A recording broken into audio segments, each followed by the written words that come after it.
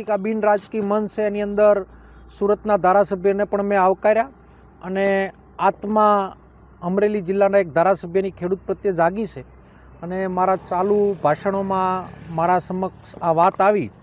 તરત એને મેં બિરદાવ્યા અને સાથે સાથે એને મેં ટેલિફોનિક પણ અભિનંદન પાઠવ્યા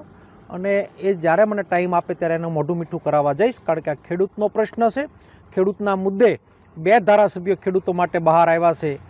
એમને અભિનંદન. આ જ પ્રમાણે બધા જ ધારાસભ્યો સરકાર ઉપર પત્ર લખે, જિલ્લા પંચાયતના સભ્યો પત્ર લખે, તાલુકાના સભ્યો પત્ર લખે, સરપંચો પત્ર લખે, સાંસદો લેટર લખે અને બિન રાજકીય રીતે બધા જ ભેગા થઈ અને સરકારને પત્ર લખીને સરકારને હકીકતનું વર્ણન કરીને ખેડૂતના દેવા નાબૂદ થાય એ અમારો મુખ્ય ધ્યેય છે. દેવા માફી થાય તો ખૂબ સરસ. આ જેવીભાઈ લેટર લખ્યો છે. ખેડૂતના દીકરા તરીકે એને શુભેચ્છા આપું છું અને અભિનંદન પાઠવું છું. મેં પહેલે દિવસે વાત કરી હતી કે જેટલા લોકો દેવા માફીના પત્ર લખશે